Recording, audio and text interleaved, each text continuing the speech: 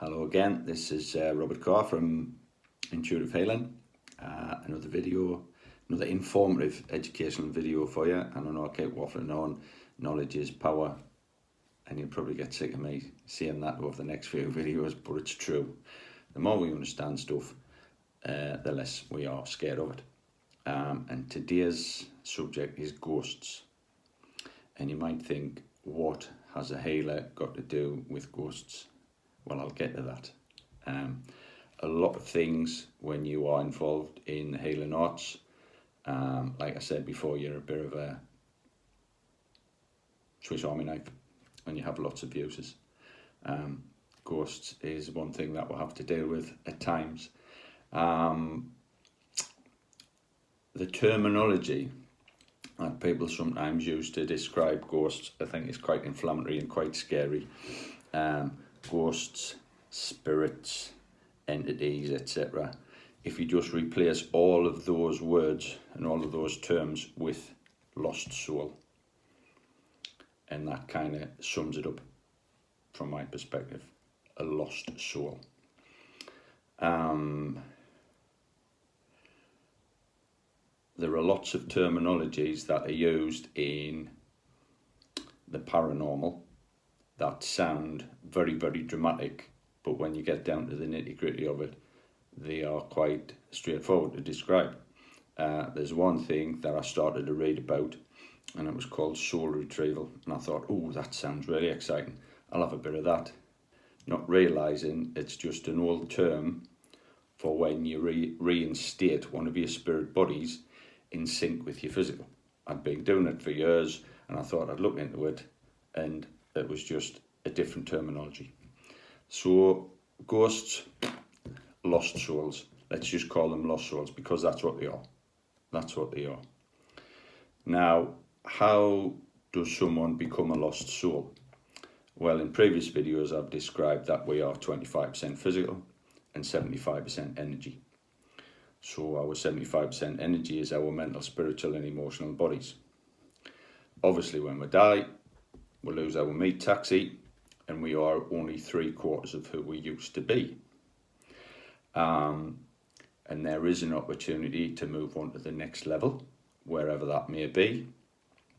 I'll find out when I get there. But some people choose not to go. If you've seen the film Ghosts with Patrick Swayze, he dies and he chooses not to go. Fair enough, I think. Demi Moore, he hangs around with Demi Moore. Good man, I would do the same. So he loses his opportunity to go across, but it means he is earthbound or bound on this plane of existence, and he's lost the opportunity to move over. Sometimes people choose not to go for various reasons. Sometimes people think, well, I'll just hang around and when my wife dies, I'll go with her, we'll go together. Or some people are genuinely nasty. And if you believe the scriptures, when you die, you're weighed in the scales of justice. And if you found one, dodgy. So people who are nasty and kind of like believe in that type of religious dogma, they choose to stay. Sometimes people, you might have a miser who's got a mattress full of money, doesn't want to leave it. And you've also got the types of lost souls who are dead but they don't realise. So you've all seen the films where somebody gets knocked over by a bus and the chap's kind of looking down on his body saying, come on, get up, what are you doing down there? Died instantaneously, didn't know he was dead, and he was in a lost soul form or a spirit form. And then you can also get soldiers who literally get blown to bits. And they can't say their body, but they've lost their meat taxi. So you get lots of people who kind of get stuck on this plane of existence. It happens. It happens an awful lot. I'm just looking at my script. Just because you die or lose your meat taxi, you are the same person. So if you are a nice person in this life, if you get earthbound, you'll be a nice earthbound lost soul. If you're nasty in this life, you'll be an earthbound nasty soul. And this is where the healing kind of comes into play. If you imagine me here, I've got a big personality, I've got a lot of energy because I am a healer and of the things I do. So my energy is huge. So if I lose my physical form, I lose 25% of my energy. So what's left is still a big numerical figure, say. So we'll give it the figure 80. When I die, I'm still 80. So if you've got somebody who is ill, somebody who is unbalanced, whose aura is poor, I can impose myself on that person. I can attach myself to that person because my number is higher than their number because they are unbalanced and ill. So this is what can happen with lost souls. When we are alive and we are in our physical form, we can eat whatever we like, and we can provide energy to supply our physical form, and our mental, spiritual and emotional kind of reside within it. When we die, that opportunity to feed has gone. So lost soul, good or bad, needs an energy supply. This is where it gets interesting. They can attach themselves to places, they can attach themselves to families, and in a nasty case, they can attach themselves to a person. Right? If you imagine, when we are alive, we provide for 4 bodies: mental, physical, spiritual, emotional. You're probably sick of me saying that. But if somebody steps into our aura because their numerical value is bigger than ours and starts to feed off us, not only do we have to provide for our own 4 bodies, we have to provide for their 3 bodies. So in mathematical terms, we are only getting 57% of the energy for ourselves. In terms of families, if a lost soul resides with a family, they can just go and like have a little buffet, or everybody gives them a little bit. But if you live by yourself and there's a trapped soul or a lost soul in your house, you are the only source of energy. So that can be quite debilitating on you as an individual. This is where we come in, healing. Sometimes when it's a deep-seated passenger, they can sometimes take control. So if you think most of the time you're driving the car, but you've got a co-pilot, and occasionally, when the time is right and the opportunity arises, that person can jump across and drive for a bit. So you might find that people with passengers do things out of sorts, out of the ordinary, just doing something stupid for the sake of it, and they don't know why, because their passenger or their lost soul is taking control. This tends to happen with a nasty passenger rather than a nice passenger. So good or bad, if your passenger's a nice soul, if your passenger's a nasty soul, they still need an energy source.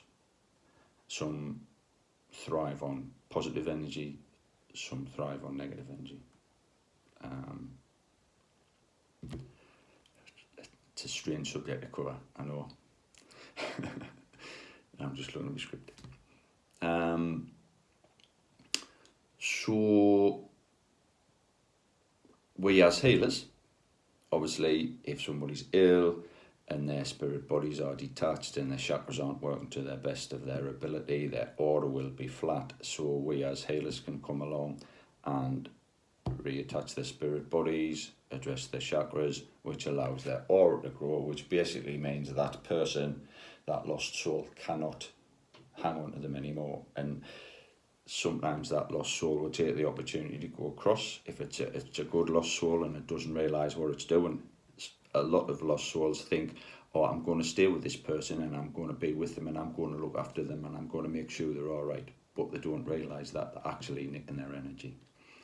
So lost souls like that tend to take the opportunity to go, oh, brilliant, I'm off. Nasty souls sometimes take some convincing, and sometimes because I'm there to help an individual, sometimes you can just take that soul away and just, they don't go over, but they just leave that person alone.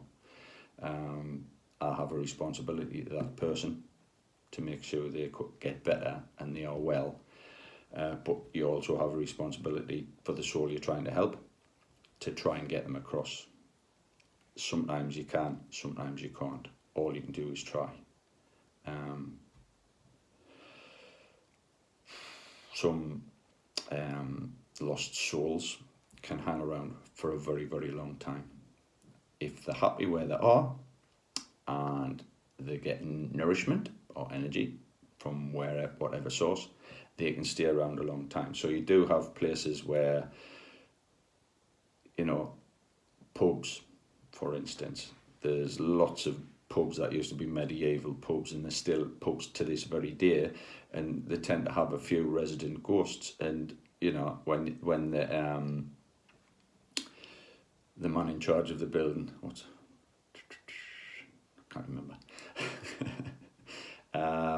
when they're being interviewed, they say, oh yes, we've got a ghost, he's no bother whatsoever, he just leaves us alone.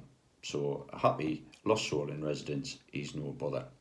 Sometimes when you get lost souls and they realise they're lost, they're frantic, absolutely frantic, and they will try and attract your attention in any way, shape or form. If you imagine all of a sudden you have no physical form, so you can't knock on a door, you have no mouth, so you can't communicate with people, you will try anything you can to try and attract attention. So that's when people kind of regard these as hauntings, and they'll say, oh, glasses are getting swept off the table, pictures are coming off the wall, the taps are getting turned on, there's running up the stairs and things like that. And sometimes it's just a lost soul trying to attract your attention. And if they do it often enough and scare you enough, you will get somebody in to try and resolve that. And that's when mediums, psychics, healers can come into the house and say, oh, you've got a lost soul in here, we'll help it over. So being a healer, it crosses over a lot of boundaries. I've still got loads of videos for you to watch. I've still got loads of subjects I wish to cover. You're probably watching this and thinking, is that the only t-shirt this guy's got because he's worn it for 3 videos? This is my uniform. If you come to see me, I've got several of these. This is what I wear. Pair of jeans and a nice top like this. So what you see on the video is what you see if you come to see me for a treatment. If anybody has any questions about this subject, just write in the comments section. And if I can't answer in a written way, I'll answer in my next video. But thanks for watching. I hope you enjoyed it. I hope it was educational. Knowledge is power, and I'll catch you later, folks. Bye bye.